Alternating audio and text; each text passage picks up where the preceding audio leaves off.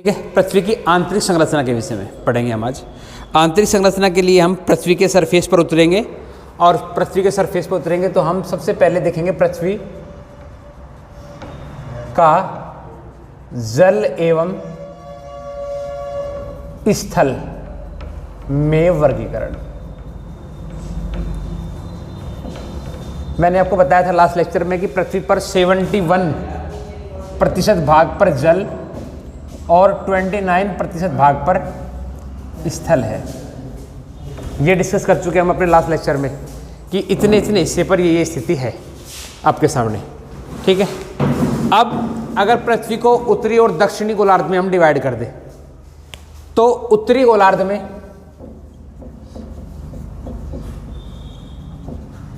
61% भाग पर जल और दक्षिणी गोलार्ध में लगभग 81% भाग पर जल है।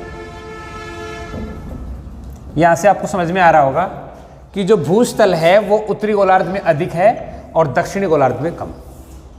फिर समझ लो, मैं समझाता हूं। ये हमारी अर्थ है।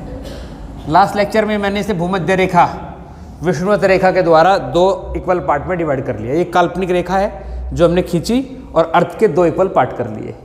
थ्योरी कहती है कि इस भाग पर 61% भाग पर जल और इस भाग के लगभग 81% भाग पर जल है, बचा हुआ भाग स्थल है। तो यहां से पता चल रहा कि इसमें स्थल भाग ज़्यादा है और इसमें कम। ठीक है। अब हम स्थल की बात करेंगे, और स्थल की बात करेंगे तो आंतरिक संरचना की बात भी करेंगे, और आंतरिक संरचना की बात करेंगे तो अर्थ को 3 इक्वल पार्ट में तीन पार्ट्स में डिवाइड करेंगे। ये हमारी अर्थ है और इसकी आंतरिक संरचना के आधार पर इसकी रेडियाई या रेडियस वो आपने पढ़ा है 6317 किलोमीटर है।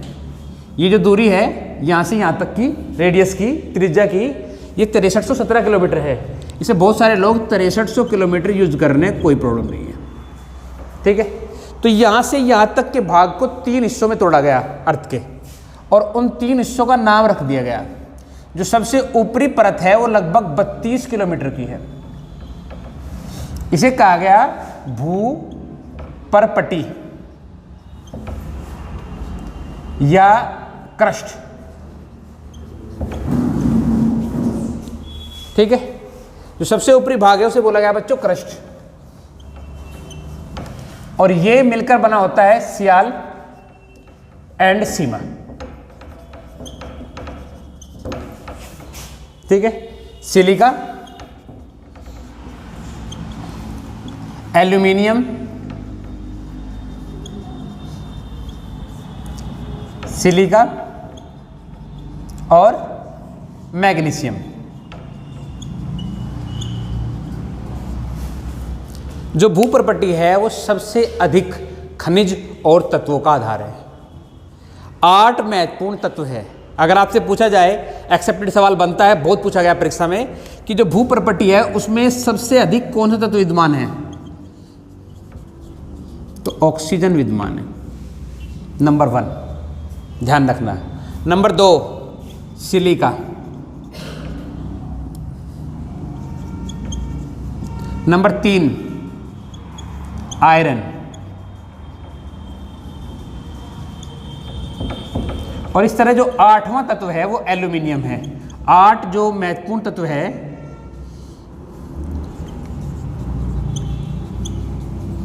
उसके अलावा 6 महत्वपूर्ण तत्व और है, लेकिन ये 8 तत्व जो है भूप्रपट्टी पर विद्यमान सभी तत्वों का 98% कवर करते हैं।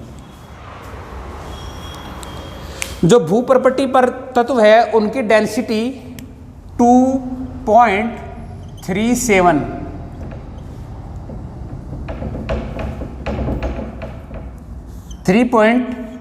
सेंटीमीटर की क्यूब।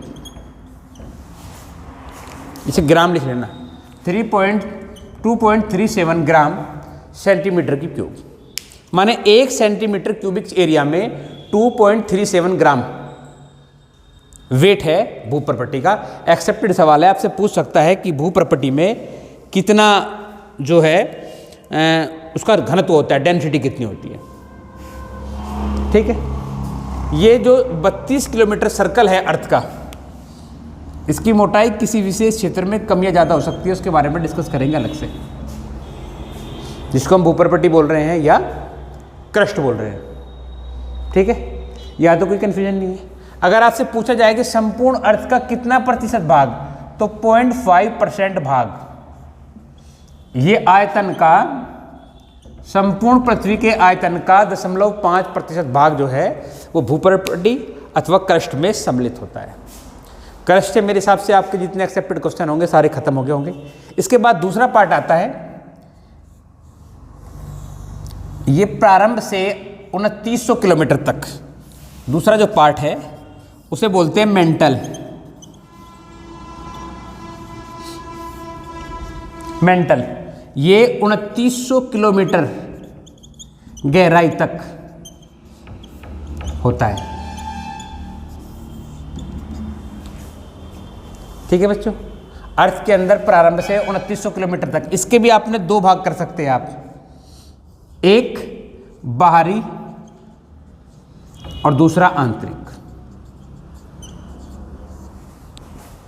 डेंसिटी, यहां डेंसिटी बढ़ जाएगी, या डेंसिटी हो जाएगी उसकी तुलना में 3.5 ग्राम पर सेंटीमीटर क्यूब।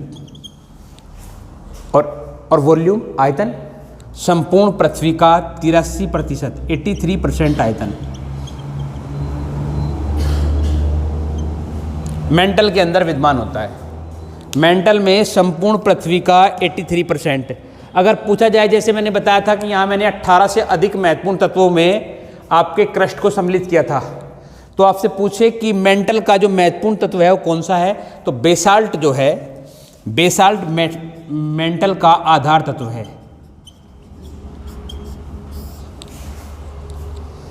ठीक है बच्चों, और इसके पश्चात जो तीसरा और आंतरिक भाग है, ध्यान रखना ये पूरी तरह सॉलिड, जो क्रस्ट है वो पूरी तरह सॉलिड होती है, जो मेंटल होती है वो आपको सॉलिड भी मिलेगी और लिक्विड भी मिलेगी।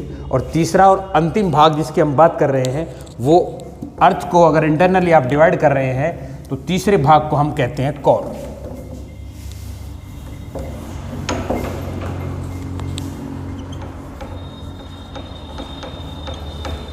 2900 के बाद आप आगे और कहाँ तक, यहाँ तक, ये वाला हिस्सा जो है कोर है।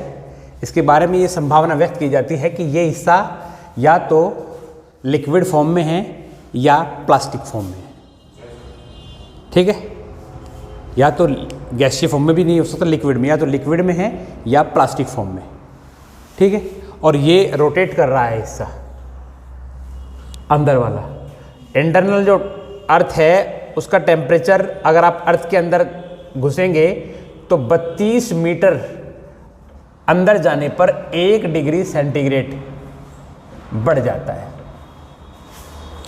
जिस तरह से मैंने आपको बताया था कि अर्थ के सरफेस पर आप ऊपर की ओर जाएंगे तो टेम्परेचर गिरना शुरू हो जाएगा क्षोभ मंडल के अंदर, ऐसे ही अर्थ के अंदर अगर आप जाओगे तो 32 मीटर जाने पर 1 डिग्री टेम्परेचर बढ़ता चला जाएगा। बोलो बच्चों, यहाँ तक कोई कन्फ्यूजन नहीं है, सबको ठीक से समझ में आ रहा है? आगे बढ़ जाओ। इस आधार पर मैंने अर्थ के इंटरनल स्ट्रक्चर को डिफाइन कर लिया है। इसके अंदर कुछ और चीज़ें भी हैं, उनके बारे में अभी बात करेंगे साथ के साथ ही। ये तुम्हें समझ में आ गया? तीनों चीज़ें समझ में आ गई? ठीक है। अगर आपसे पूछेगा तो इसका जो सबसे महत्वपूर्ण तत्व है अंदर का, वो ZE है, और यहाँ मोस्टली आयरन, Ze और इलेक्ट्रोमैग्नेटिक सब्सटेंस मिलेगा आपको अंदर। ठीक, आगे बढ़ते हैं, वापस लौटते हैं भूपरपट्टी पर, और जिस चीज़ से अर्थ बनी है उसके महत्वपूर्ण अंग पर। अर्थ की भूपरपट्टी पर जो महत्वपूर्ण चीज़ें हैं वो है चट्टान। इसकी यही परिभाषा है।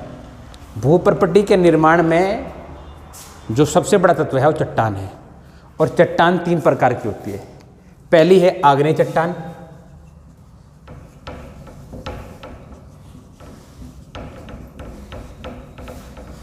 कहाँ से आई बच्चों? अर्थ पर एक क्रिया होगी, इसके बारे में इसी लेक्चर में हम बात कर लेंगे, वो है ज्वालामुखी प्रक्रिया। और ज्वालामुखी से जो मैग्मा निकलेगा, वो मैग्मा ठंडा होने के बाद आग्नेय चट्टानों का निर्माण करेगा। विशेषता समझिए, क्वेश्चन क्या बनेगा ये समझिए। यहाँ से क्वेश्चन ये बनेगा कि इसके अंदर सर्वाधिक खनिज मिलेंगे आपको, इन चट्टानों में खनिज की अधिकता मिलेगी। और क्या आपसे पूछ सकता है, इन चट्टानों के अंदर कोई जीवाश्म आपसे नहीं मिलेगा, कोई परत नहीं होगी, ये अपरतदार चट्टानें होती है। ठीक है, आपसे पूछ सकता है कि आग्नेय चट्टानों के अंदर किनको सम्मिलित किया जाता है, तो इसके अंदर ग्रेनाइट महत्वपूर्ण है। अगर आपसे इसका एग्जाम्पल पूछे तो ग्रेनाइट इसके अंदर महत्वपूर्ण है। फैक्ट कहाँ से आया, समझ में आ गया आपको? ठीक है। दूसरा, औषधि चट्टान। बच्चों इनके विषय में ये जानकारी है कि ये पृथ्वी के अंदर छोटे छोटे टुकड़ों के रूप में इकट्ठे होते रहते हैं, और वो किन्हीं दो परतों के बीच में वो टुकड़े जो है छोटे टुकड़े इकट्ठे हो जाएंगे। उनके साथ कुछ अन्य अवसाद भी इकट्ठे हो जाएंगे, और इन दो चट्टानों के बीच में जब ये अवसाद इकट्ठे हो जाएंगे तो विशिष्ट प्रेशर, ताप और रासायनिक परिवर्तन महत्वपूर्ण है। दाब एवं रासायनिक परिवर्तन।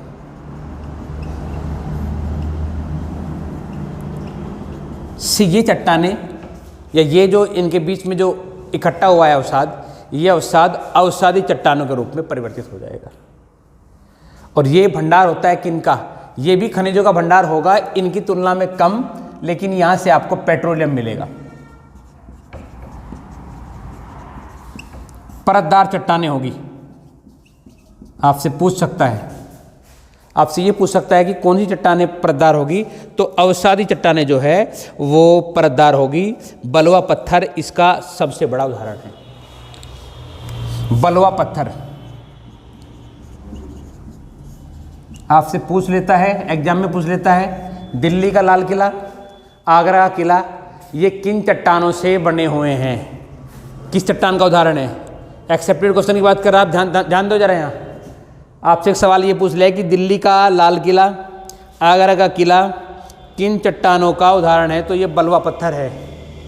दिल्ली का लाल किला भी और आगरा का किला भी, दोनों आपसे एग्जाम में पूछ सकता है। मैंने बताया इसी का अवसादी चट्टानों के अंदर पाया जाएगा।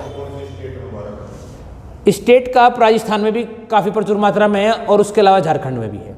दो स्टेट में फिलहाल इसका उत्खनन हो रहा, हुआ था कभी, अब तो इतना इसका प्रयोग कोई हो नहीं रहा भारत में, निर्माण में इसका प्रयोग बहुत कम है भारत में फिलहाल। ठीक है। और तीसरी है रूपांतरित, नाम से पता चल रहा कि जिसका रूप परिवर्तित हुआ हो, रूपांतरित चट्टान।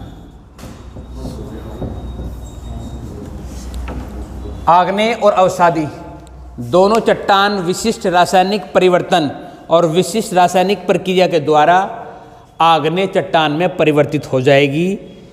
जैसे आपके पास स्लेट है, स्लेट जो है इंटरचेंज हो जाएगी और बन जाएगी फाइलाइट। ठीक है। किसी इन दोनों चट्टानों में से कोई भी चट्टान रासायनिक प्रक्रिया में महत्वपूर्ण दाब और ये रासायनिक परिवर्तन जिसके बारे में मैंने बताया, इन दोनों के आधार पर किसी चट्टान का रूप बदल जाएगा, जो या तो आग्नेय का पार्ट होगी या अवसादी का होगा, और बन जाएगी रूपांतरित चट्टान। ठीक है। मान लो कि तीनों चट्टानें आपको समझ में आ गई। ठीक है बच्चों, अब वापस लौट जाते हैं। अर्थ के इंटरनल स्ट्रक्चर पर घुसे हुए थे हम, वहीं से वापस लौट के हम दो चीज़ों को समझने का प्रयास करेंगे। एक चीज़ हम समझेंगे ज्वालामुखी प्रक्रिया, और दूसरी हम समझेंगे भूकंप। ठीक है। वापस लौटते हैं। अर्थ के अंदर ही हमने और आपने बात करी थी, इस बार जो डिवाइडेशन है थोड़ा अलग, हमने और आपने बात करी थी अर्थ के अंदर। हमने कहा था कि 32 किलोमीटर तक क्या है, क्रस्ट। 32 से 100 किलोमीटर तक आ जाओ। अब 100 किलोमीटर तक क्या हो जाएगा, यहाँ एक ऐसा एरिया है जिसमें भरा हुआ है रेडियो एक्टिव सब्सटेंस। अर्थ के अंदर दो जगह रेडियो एक्टिव सब्सटेंस भरा हुआ है। एक तो अर्थ की सरफेस से लगभग 100 किलोमीटर गहराई पर, दूसरा कोर के अंदर। दो जगह रेडियो एक्टिव सब्सटेंस भरा हुआ है, उसका अपना रोल है। जब वो भरा हुआ है इस एरिया में, ठीक है, तो यहाँ का टेम्परेचर ऊपर के और नीचे के टेम्परेचर की तुलना में बहुत ज़्यादा है, और उस रेडियो एक्टिव सब्सटेंस के भरे रहने के कारण इस एरिया की सभी सारा का सारा जो मेटल या जो भी चीज़ें हैं वो लिक्विड फॉर्म में है।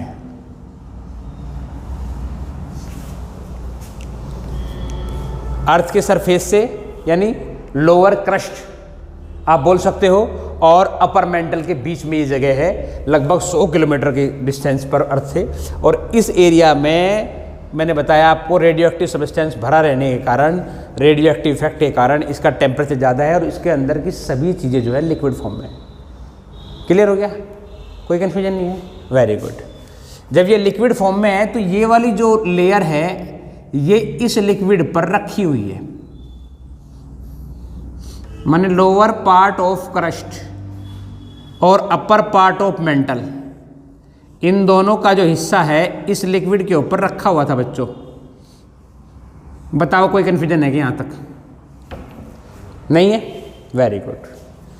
अब ये नॉर्थ पोल, ये साउथ पोल, अर्थ कर रही है रोटेट पश्चिम से पूर्व की ओर, यानी एक बंद बॉल है जो रोटेट हो रही है और उसके अंदर लिक्विड है। तो जब बॉल जैसे हमारी रही है घर में दूध बिलोने की, वो ये जो लिक्विड किसी के अंदर भर देगा और उसे हम रोटेट करेंगे तो उसके ऊपर एक बल लगेगा जिसे कहा गया सेंट्रीपिटल फोर्स या अपकेंद्री बल। अपकेंद्री बल। तो ये जो इस लिक्विड के बिहाफ पर इन लेयर्स पर एक अपकेंद्री बल लगेगा और उस अपकेंद्री बल के कारण ये जो ये परत है इनको बोला गया है प्लेट्स, इन्हें बोला गया है प्लेट्स। ठीक है, संपूर्ण अर्थ की जो प्लेट है वो 7 बड़ी, जिन्हें कहा गया महाद्वीपीय प्लेट।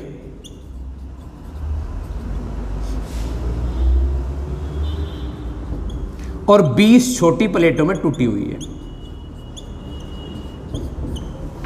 एग्री हो? अब इन प्लेट पर अपकेंद्री बल लग रहा है, अंदर का जो लिक्विड है वो एंटी डायरेक्शन में रोटेट हो रहा है। दूसरा, इस लिक्विड का अपना एक उत्प्लावन बल भी होता है। हर लिक्विड का अपना एक उत्प्लावन बल है, आपने सीखा होगा। ठीक है, तो इन प्लेटों पर एक फोर्स ऊपर की ओर भी लगा हुआ है, एक अपकेंद्री बल, एक फोर्स नीचे से ऊपर की ओर। 2 बल इन प्लेटों को किसी ना किसी दिशा में मूवमेंट करने के लिए विवश करेगा। एग्री हो गए? कोई कन्फ्यूजन नहीं है? ठीक है, ठीक है, वेरी गुड। और थोड़ा समझ लो, अभी नीचे प्लेट है, ये ऊपर हमारी अर्थ है, ये हम, और ये वो एरिया है जहाँ समुद्र है। समुद्र के नीचे भी डेफिनेट सी बात है कि बेस तो होएगा। बस समुद्री प्लेट की जो मोटाई है बच्चों, ध्यान से देखो, वो कॉन्टिनेंटल प्लेट की कंपैरिजन, मतलब महाद्वीपीय प्लेट की तुलना में मोटाई कम होगी। देखो इसकी मोटाई कम है और जो हमारी महाद्वीपीय प्लेट है उसकी मोटाई ज़्यादा है। जिस पर हम हैं उस भाग की मोटाई ज़्यादा है और समुद्र जहाँ पानी भरा हुआ है उसकी मोटाई कम। समझ रहे मेरी बात को? और इसके नीचे भरा हुआ है रेडियो एक्टिव सब्सटेंस, और उस रेडियो एक्टिव सब्सटेंस पर ये प्लेट हमारी रखी हुई है, तैर रही है। नीचे से लग रहा है फोर्स 2 प्लेटों के बीच में। फोर्स कह रहा है, एक फोर्स तो कह रहा है प्लेट को रोटेट होने के लिए, एक फोर्स प्लेटों को ऊपर की ओर उठने के लिए। जब ऐसा फोर्स लगेगा तो ये लिक्विड जो है उस पर प्रेशर क्रिएट करेगा और उन दोनों प्लेट को खिसकने की 3 स्थितियां बनेंगी। एक स्थिति ये बनेगी कि ये दोनों प्लेट एक दूसरे की ओर आए। एक स्थिति ये बनेगी कि ये दोनों प्लेट एक दूसरे से दूर जाए। एग्री हो? एक तीसरी स्थिति ये बनेगी कि ये दोनों प्लेट एक दूसरे के parallel up and down rotation करें। एक स्थिति ये है कि ये दोनों प्लेट एक दूसरे की ओर फोर्स लगा रही है, एक स्थिति ये है कि दोनों प्लेट एक दूसरे से दूर भाग रही है, और तीसरी स्थिति है कि पैरेलल। इन तीनों स्थिति में रेडियो एक्टिव सब्सटेंस एक्टिव होगा और वो क्रियाशील होकर अर्थ पे आने का प्रयास करेगा। पहली स्थिति मैंने कहा ये दोनों प्लेट्स एक दूसरे की तरफ खिसकी। आप देख रहे हैं, मैंने आपको बताया कि ये प्लेट पतली है और ये प्लेट मोटी है। ऐसी स्थिति में ये लिक्विड फोर्स लगाएगा और ये दोनों एक दूसरे की ओर खिसक रही हैं, तो एक प्लेट दूसरी प्लेट के ऊपर चढ़ जाएगी, घुसेगी एक दूसरे में। ठीक है, अगर घुस रही तो ये भी होगा कि दोनों प्लेट एक दूसरे को ऊपर की ओर उठाएगी, प्रेशर बनाएगी, उठाएगी, और जब ये तल ऊपर उठेगा तो तल ऊपर उठेगा, दो तल थे तो तल ऊपर उठना शुरू हो जाएगा, तल ऊपर उठ जाएगा बच्चों, और तल ऊपर उठ जाएगा तो ये बन जाएगा क्या, मोड़दार पर्वत बन जाएगा। बोलो, आप जानते हैं जो हमारा हिमालय है वो निरंतर उसकी हाइट बढ़ रही है, यही हो रहा है। एशियन प्लेट जो है महाद्वीपीय प्लेट से टकरा रही है और उसकी ऊंचाई बढ़ रही है। हम एशिया का पार्ट नहीं थे, हम एशिया में आकर जुड़े हैं, हमारी प्लेट्स अलग है, और ये इस प्लेट, दोनों प्लेट टकरा के दोनों से जुड़ गए, वो हिमालय पर्वत जो है सबसे नवीन पर्वत बनता हुआ जा रहा है, हिस्सा उठ रहा है। अगर दोनों प्लेट महाद्वीपीय है, माने दोनों प्लेटों की मोटाई ज़्यादा है, तो उस परिस्थिति में जो रेडियो एक्टिव सब्सटेंस है, जिसको हम मैग्मा बोल रहा हूँ, ये मैग्मा है, ये ऊपर नहीं निकलेगा, मोटाई ज़्यादा हो जाएगी। समझ में आ रही बात? विनीता, नींद तो नहीं आ रही? जब नींद आएगी तब बताना। मोटाई ज़्यादा है, इससे निकल नहीं पाएगा तो वो हिस्सा ऊपर उठ जाएगा और एक पर्वत का निर्माण हो जाएगा जो कहलाएगा मोड़दार पर्वत। अब अगर एक प्लेट महाद्वीपीय है और एक प्लेट सागरीय प्लेट है, तो उस परिस्थिति में ये पतला हिस्सा है और यहाँ से ये रेडियो एक्टिव सब्सटेंस माने मैग्मा बाहर निकल जाएगा बच्चों, और जहाँ मैग्मा बाहर निकलेगा उस एरिया को हम, वहाँ बन जाएगी एक ज्वालामुखी, और वहाँ बन जाएगा ज्वालामुखी का मुख, और जिसे हम कहेंगे क्रेटर।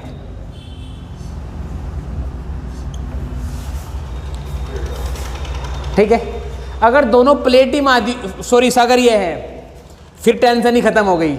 यानी दोनों प्लेट अगर सागरीय हो जाए, इस तरफ भी पतली प्लेट, इस तरफ भी पतली प्लेट, उनके विवर्तन से ये मैग्मा बाहर आया, और मैग्मा बाहर आके बाहर निकला तो और आसान काम हो जाएगा, क्योंकि दोनों प्लेट पतली है, तो फिर ज्वालामुखी का निर्माण होगा। समझ में आ रही मेरी बात? जैसे ही ज्वालामुखी का निर्माण होगा बच्चों, ध्यान से देखो, तो ये मैग्मा बाहर निकल के सरफेस पे आएगा, ठीक है, और ठंडा होकर फैलेगा। ध्यान रखना, जब ये स्टार्टिंग में आया है तो हाई प्रेशर और बहुत हाई टेम्परेचर के साथ बाहर निकलेगा, और हाई प्रेशर और हाई टेम्परेचर के साथ जब बाहर निकलेगा तो ये लिक्विड फॉर्म में भी नहीं होता, गैस की फॉर्म में होता है। लेकिन अर्थ के टेम्परेचर में आते ही ठंडा होता है, सरफेस के टेम्परेचर में, और ठंडा होने के बाद सबसे पहले ये छोटे पार्टिकल्स का रूप लेता है, और छोटे पार्टिकल्स ठंडे होकर अर्थ के सरफेस पर बिखरेंगे, और इन छोटे पार्टिकल को सिंडर कहते हैं। पहला टॉपिक था, उसके मुख को बोलते हैं क्रेटर। जो मैग्मा के पार्टिकल ठंडे हुए अर्थ के सरफेस पर गिरे उनको बोलते हैं सिंडर। ठीक है, अभी मैंने बताया कि मैग्मा ठंडा होकर आपकी कौन सी चट्टान बना रहा है, आगरी चट्टान। बाद में यही आगरी चट्टान बनेगा, वो अलग बात है। ठीक है, इसके साथ और यहां से क्या निकलेगा लास्ट में, और सबसे अधिक मात्रा में यहां से निकलेगी वाटर वेपर। वाटर वेपर्स मतलब जलवाष्प। जो अर्थ पर पानी, जो हमारी अर्थ पर पानी है, वो सारा इन्हीं से पैदा हुआ है। ठीक है, तो वाटर वेपर निकलेगी बड़ी मात्रा में, और इससे बाहर अब यहां क्या होगा, अंदर क्या हुआ ये कि दो परतें एक दूसरे के ऊपर चढ़ी। जब एक परत दूसरी के ऊपर चढ़ी तो कोई नीचे भी गया, तो हुआ ये कि ये परत नीचे आ गई और ये परत ऊपर चली गई। एग्री हो? कोई कंफ्यूजन नहीं है? आपने देखा कि इतना हिस्सा जो था ऊपर भी उठा, वहां से ज्वालामुखी सरफेस भी ऊपर उठा, लेकिन ये इतना हिस्सा जो यहां अंदर चला गया था, ये कट के रेडियो एक्टिव सब्सटेंस के साथ मेल्ट हो गया। यानी अगर ऊपर नीचे से रेडियो एक्टिव सब्सटेंस बाहर निकला और वो सरफेस की मोटाई को बढ़ाएगा लगातार, तो इतना हिस्सा कट के यहाँ डिजोल्व भी हो गया नीचे, यानी वो निरंतर मोटाई को संतुलित भी कर रहा लगातार, उधर बढ़ रही उधर घट रही। तो इसकी जो मोटाई है बैलेंस करने के लिए ये छोरी अपने आप में काम करती रही। बोलो समझ में आ रही क्या? अभी मैंने एक ही चीज़ आपसे बात की है, डिस्कस की है, वो पर्वत का निर्माण और ज्वालामुखी का निकलना। मैंने आपसे बताया कि सबसे ज़्यादा अगर आसान काम हो जाता है रेडियो एक्टिव सब्सटेंस के लिए बाहर निकलना जब दोनों परतें जो हैं वो महासागरीय हो। जब दोनों जो प्लेट है वो महासागरीय हो तो फिर आसानी से मैग्मा निकल सकता है। यही कारण है कि हमारे पास पूरे पृथ्वी पर लगभग 500 प्लस ज्वालामुखी है और 500 प्लस में से 420 प्रशांत महासागर में है, क्योंकि वहां महासागरीय प्लेट एक दूसरे से टकराई और टकराने से दोनों महासागरीय प्लेट थी, तो वहां मैग्मा का निकलना आसान हो गया। और पूरे प्रशांत महासागर में चारों तरफ से उनका एक घेरा बना हुआ है, इसी वजह से उसको रिंग्स ऑफ फायर बोलते हैं। आपसे सवाल पूछ सकता है कि रिंग्स ऑफ फायर है कहाँ? तो रिंग्स ऑफ फायर प्रशांत महासागर में है।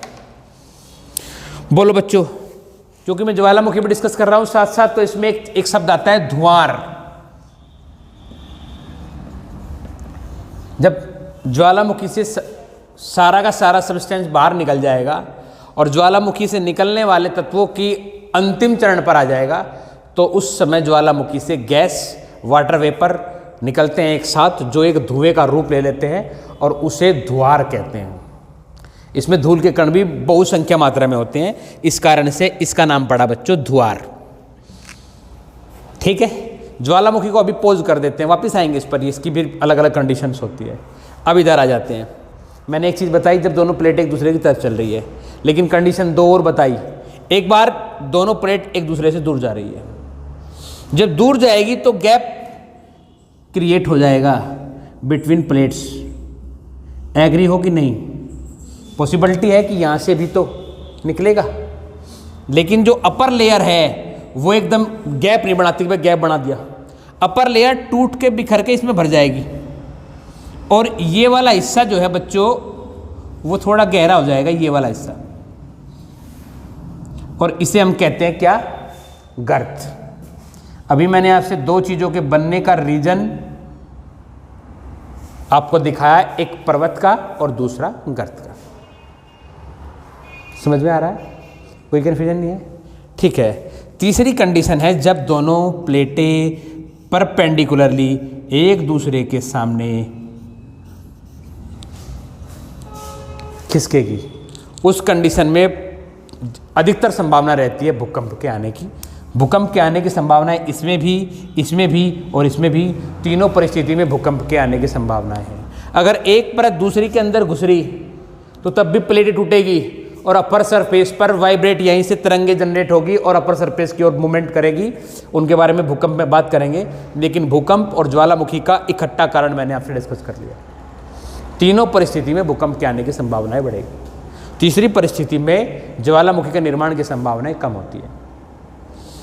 बोलो ठीक है। आपसे पूछ सकता है कि पूरी दुनिया का सबसे सक्रिय ज्वालामुखी कौन सा है?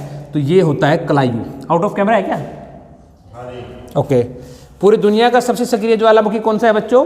कलायू। यूएसए में पड़ता है। कहां पड़ता है बच्चों?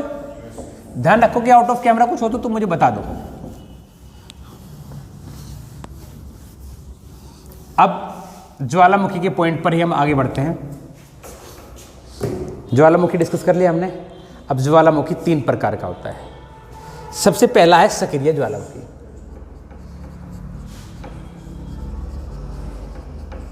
ये कैसा होता है बच्चों?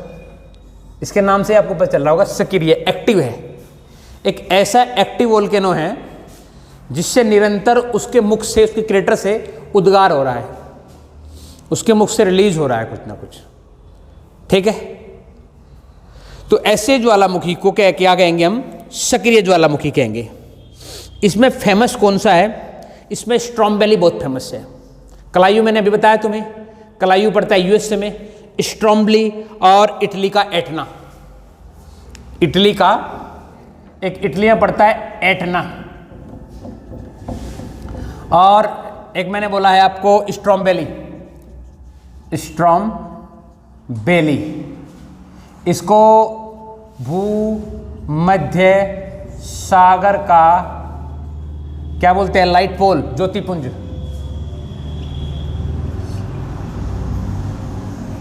क्यों? इसके मुख से हमेशा उद्गार सक्रिय हैं, उद्गार होता रहता है, और वो उद्गार एक प्रज्वलित ज्योति के रूप में नजर आता है। इस कारण से इसे भूमध्य सागर का ज्योतिपुंज कहा जाता है। एक मैंने आपसे डिस्कस कर लिया, कलायु है यूएसए का, जो सबसे अधिक सक्रिय कहा जाएगा। ठीक है, दूसरा है प्रक्षुप्त ज्वालामुखी। टाइप है बच्चों ये प्रक्षुप्त ज्वालामुखी। अब ये क्या होता है भाई? ये वाला ज्वालामुखी तो ये कि इसके मुख से हमेशा उद्गार होता रहता है। इस वाले में पहले कभी हो चुका है, अभी नहीं हो रहा है, लेकिन फ्यूचर में संभावना है कि कभी भी हो सकता है। यानी कि ऐसे ज्वालामुखी जिनके मुख से उद्गार हुआ है, अभी नहीं हो रहा है, लेकिन फ्यूचर में संभावना है कि इनके मुख से कभी भी उद्गार हो सकता है। इस प्रकार के ज्वालामुखी को कहते हैं हम प्रक्षुप्त ज्वालामुखी। जैसे इसमें एक है फ्यूजियामा जापान, और क्राकेटोआ, दो फेमस है। फ्यूजियामा ज़्यादा पूछा जाता है एग्जाम में, फ्यूजियामा ये जापान का है, जो कभी भी एक्टिव हो सकता है। ठीक है, और तीसरा है सुप्त ज्वालामुखी। ऐसे ज्वालामुखी जो जिनके मुख से उद्गार निकलना बंद हो चुका है, भविष्य में उनके मुख से उद्गार निकलने की कोई संभावना नहीं है, क्योंकि उनका जो मुख है, क्रेटर है, क्रेटर में पानी भर गया है, और पानी भरने के बाद वो पूरी तरह से शांत हो चुके। ऐसे ज्वालामुखी फ्यूचर में कोई संभावना नहीं है कि इनके मुख से कोई उद्गार होगा। इसमें फेमस है अफ्रीका का किलिमंजारो। किलिमंजारो ये अफ्रीका में पड़ता है। आपको पता होना चाहिए कौन सा ज्वालामुखी कहाँ है, क्योंकि इससे एक्सेप्टेड क्वेश्चन आपसे पूछ ले कि कौन सा ज्वालामुखी कहाँ पड़ता है। आपसे ये भी पूछ ले कि सबसे ऊंचा ज्वालामुखी पर्वत कौन सा है, सबसे ऊंचा सक्रिय ज्वालामुखी कौन सा है। ठीक है, अगर आपसे पूछ ले कि सबसे ऊंचा ज्वालामुखी पर्वत, तो वो है कोटापेक्सी। सबसे ऊंचा ज्वालामुखी नहीं है, ऊंचा ज्वालामुखी पर्वत है ये, इसका नाम है कोटापेक्सी। ये ज्वालामुखी के उद्गार के निर्माण उपरांत बना है। ज्वालामुखी से जो उद्गार हुआ है उससे इसका निर्माण हुआ है। आकांक्षा, नींद तो नहीं आ रही? नजर आ रही तेरे चेहरे पे? जागो, सोएगा कोई नहीं, पता नहीं कितना बोरिंग पढ़ा रहा मैं। ठीक है, तो मैं आपसे बात कर रहा था, ये सबसे ऊंचा ज्वालामुखी पर्वत है। अगर इसका प्लेस आपसे पूछे तो ये इक्वाडोर में पड़ता है। ठीक है, अगर आपसे पूछे सबसे ऊंचा सक्रिय ज्वालामुखी, तो वो है सबसे ऊंचा सक्रिय, अगर पूछे सक्रिय सबसे ऊंचा, ओजोस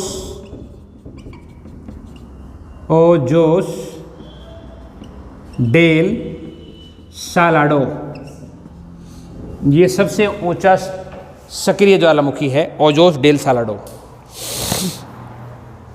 और आपसे क्या पूछ सकता है? शांत पूछ सकता है, तो एकांका गुआ है एंडीज पर्वत पर, एकांका गुआ। ठीक है बच्चों, आगे बढ़ जाए। अब मैंने जो प्लेटलेट थ्योरी आपको पढ़ाई है, उस प्लेटलेट थ्योरी के अंदर ही मैंने आपसे डिस्कस करा था जाते जाते, भूकंप भी कर लिया था कि भाई भूकंप के लिए भी कई हद तक रेस्पॉन्सिबल है प्लेटों का एक दूसरे से टकराना। ठीक है, प्लेटों का एक दूसरे से टकराना भी भूकंप के लिए जिम्मेदार है। तो भूकंप के बारे में बात कर लेते हैं। भूकंप फर्स्ट और असली जो कारण मैंने आपको बताया वो ये है कि भूकंप के आने का जो कारण है प्लेटों का विवर्तन, प्लेटों का टकराना पहला कारण है। और बहुत सारे कारण भूकंप के आने के हो सकते हैं, जैसे ये मैंने बताया आपको, ये प्राकृतिक कारण हो गया। अप्राकृतिक कारण हो सकता है, जैसे हम किसी परीक्षण कर रहे हैं, कोई बड़ा परमाणु परीक्षण हम कर रहे हैं, और वो अंडर अर्थ कर रहे हैं या अंडर वाटर कर रहे हैं, तो उस परिस्थिति में भी भूकंप आ सकता है। समझ रहे हो मेरी बात को? या फिर हम कोई बांध बना रहे हैं, उस परिस्थिति में भूकंप आ सकता है। ये दोनों मैंने अप्राकृतिक कारण आपसे डिस्कस किया है। अगर हम कोई बड़ा रिसर्च कर रहे हैं, परमाणु रिसर्च कर रहे हैं अंडर वाटर या अंडर अर्थ, तो उस कंडीशन में उसके विस्फोट से जो तरंगें पैदा होगी वो धरातल की ओर लौटेगी और उनके लौटने से भी भूकंप आ सकता है। दूसरा कारण मैंने बताया बांध। अगर हम किन्हीं दो पहाड़ियों के बीच में एक डैम बना रहे हैं और इस क्षेत्र पर पानी बढ़ गया है, तो जो संतुलन है अर्थ के उस क्षेत्र एरिया पर, वो पानी के बढ़ने से प्रेशर बनाएगा और प्रेशर उन प्लेट्स पर पहुंचेगा जिन पर वो विद्यमान है। उस परिस्थिति में भी भूकंप आ सकता है। ये 2-3 विशेष कारण जो आपसे डिस्कस कर लिए भूकंप के आने के, इन्हें भी आप समझे। हम बात कर रहे थे भूकंप के कारण मैंने आपसे बताए।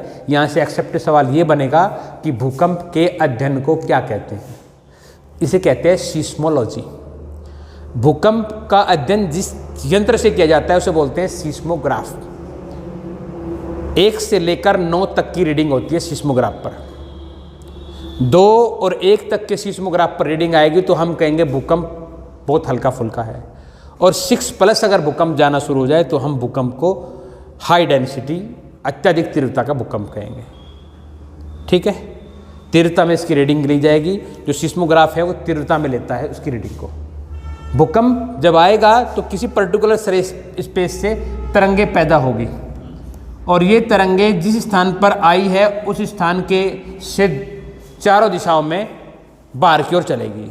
इनके धरातल पर आने का सबसे बड़ा कारण ये है कि ये उस स्थान से धरातल की ओर चलेगी और उस आधार पर हम कहेंगे कि ये तरंगे होती है 3 प्रकार की।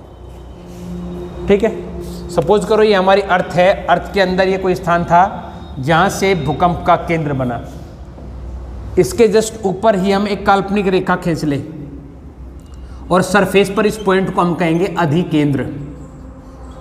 क्या कहेंगे बच्चों? ये भूकंप का केंद्र है, ये अधिकेंद्र। और यहां से मैंने आपको बताया 3 प्रकार की तरंगे मूवमेंट करेगी। पहली है पी टाइप, इनको प्राइमरी तरंगे भी बोलते हैं। इनकी गति होती है 8 किलोमीटर पर सेकेंड। तीनों प्रकार के माध्यम में ये तरंगे गति कर सकती है।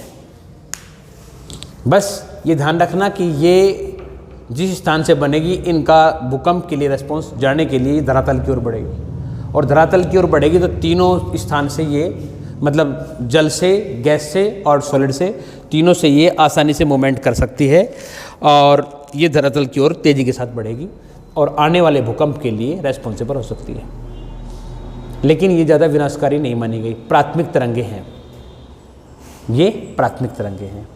दूसरी एस टाइप तरंगे।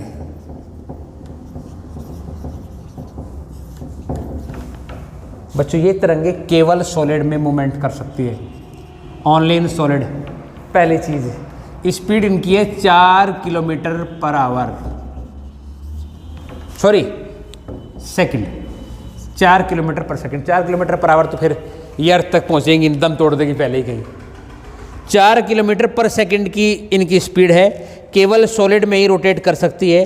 अगर ये किसी भी जल अथवा गैसीय क्षेत्र से निकलेगी तो ये रोटेट ही नहीं कर पाएगी। यानी कि इस प्रकार की तरंगे अगर किसी भी समुद्री क्षेत्र से गुजरे तो धरातल तक पहुंच ही नहीं पाएगी। माने जो समुद्री जितने भी तूफान आते हैं, समुद्री बवंडर आते हैं, या समुद्री जितने भी आपने देखा है समुद्री तूफान पिछले दिनों आपके यहाँ अलग अलग नाम से आए, तो ये उनके लिए ये जिम्मेदार नहीं है। ये वाटर में जाते हैं डिजोल्व हो जाती है।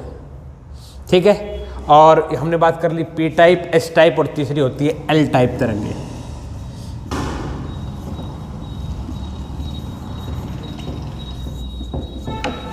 ठीक है, और सुनो बात, ये तरंगे जो होती है अनुप्रस्थ भी होती है। आपसे एक सवाल पूछ सकता है, ऐसी तरंगे जो इस तरह आगे बढ़ेगी उन तरंगों को अनुप्रस्थ तरंगे कहेंगे। ये वाली तरंगे जो होती है अनुदैर्ध्य तरंगे होती है, इस तरह बढ़ती है आगे। समझ रहे बच्चों मेरी बात को?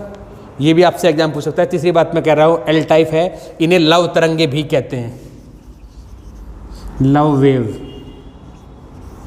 ये जिसने इसको खोज की थी ना, उस आदमी का नाम HD लव था, ठीक है। तो उसी के नाम पर इनका नाम पड़ गया लव वेव। इन तरंगों की स्पीड जो है वो होती है 1.5 से 3 किलोमीटर, 1.5 से 3 किलोमीटर पर सेकंड। तीनों प्रकार के माध्यम में मूवमेंट कर सकती है और P टाइप और S टाइप की तुलना में ज़्यादा विनाशकारी होती है, और जो ज़्यादा बड़े समुद्री बवंडर और तूफान आते हैं उनके लिए रिस्पॉन्सिबल होती है L टाइप तरंगे, ठीक है। मान के चलूँ कि तुम्हें यहाँ तक कोई कन्फ्यूजन नहीं हुआ, यहाँ तक किसी को कोई कन्फ्यूजन हो तो बताओ, नहीं है तो कल हम अर्थ के अन्य हिस्सों के बारे में बात करते हुए चलेंगे, जिसमें हम अर्थ के ऊपर बनने वाले स्ट्रक्चर, जिनमें से 2 स्ट्रक्चर मैंने आपसे डिस्कस कर लिए, 3 कर लिए। पर्वत डिस्कस कर लिया मैंने कैसे बनता है, नवीन पर्वत स्पेशली, और मैंने जो आपसे डिस्कस कराया वो सिर्फ मोड़दार पर्वत करा। जो पर्वत के अन्य प्रकार है वो किसी और कारण से बनते हैं, तो उन्हें हम जब पर्वत के बारे में बात करेंगे तभी डिस्कस करेंगे। दूसरा मैंने गर्त के बारे में डिस्कस कर लिया इन्हीं के साथ साथ, और साथ साथ में मैंने ज्वालामुखी और भूकंप का भी अवलोकन कर लिया। तो यहाँ तक किसी को कोई कन्फ्यूजन होना नहीं चाहिए। आशा करता हूँ कि ये लेक्चर आपके लिए उपयोगी रहा होगा। आपने वीडियो ध्यान से देखी उसके लिए बहुत बहुत धन्यवाद। Thank you very much.